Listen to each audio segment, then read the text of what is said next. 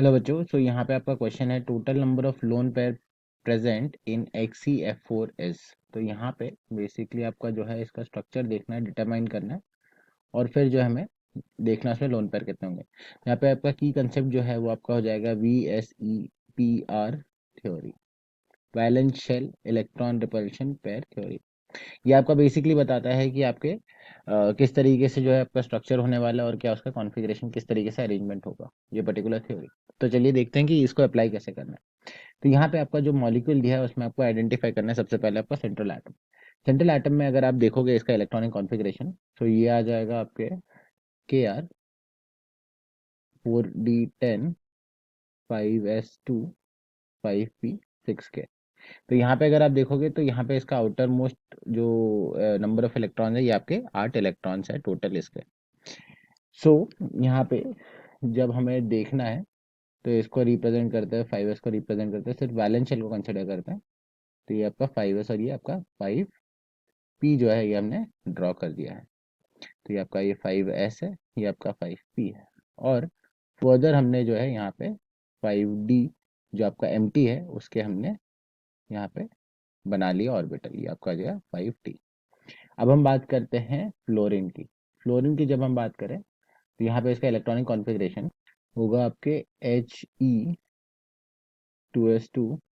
2p5 से। So that means यहाँ पे हमें ये समझना है कि आपका रिक्वायरमेंट कितना आएगा, रिक्वायर्ड इलेक्ट्रॉन्स यहाँ पे आ जाएगा आपका 1 इलेक्ट्रॉन, ताकि इसका ऑक्टेट जो है यहाँ पे इसका कंप्लीट हो पाए, राइट।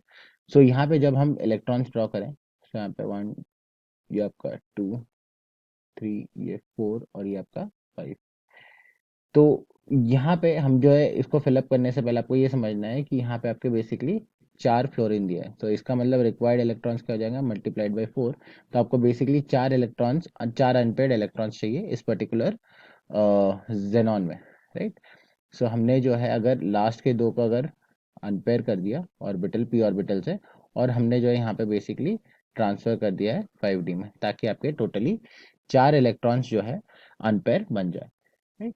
तो यहाँ से आपका जो है हाइब्रिडाइजेशन निकल के आता है, और हाइब्रिडाइजेशन यहाँ पे हो जाता है आपका 5s का होगा, 5p का होगा और आपके d के 2 ऑर्बिटल्स का होगा।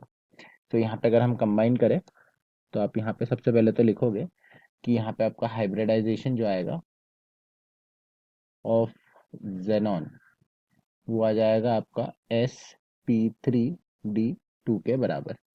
अब हम यहाँ पे देखें क्वेश्चन में बोला गया है कि कितने नंबर ऑफ लोन पेयर चाहिए, लोन लोन प्रेजेंट है, राइट। तो यहाँ पे अगर आप देखोगे तो ये एक लोन पेयर है, राइट, और यहाँ पे ये आपका दूसरा लोन पेयर दिख रहा है।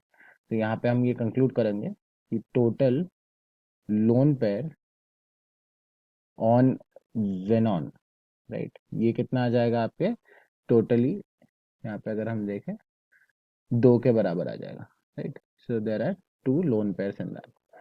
अब यहाँ पे नेक्स्ट चीज जो है आपको देखना है कि आपका जो फ्लोरीन है, फ्लोरीन में भी आपके जो है लोन पेयर रहेंगे।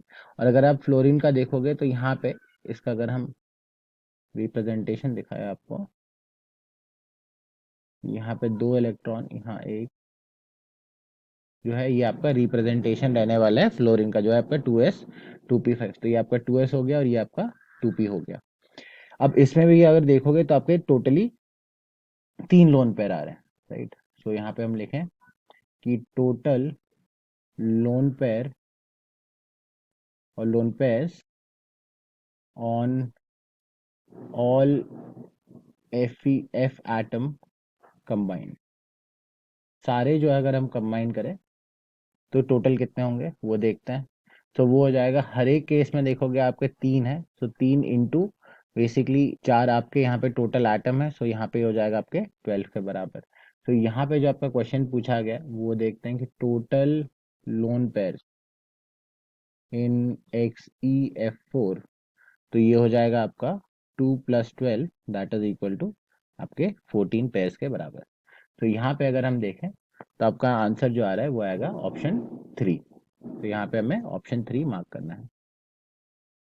So I hope you have understood the explanation of this particular question. All the best.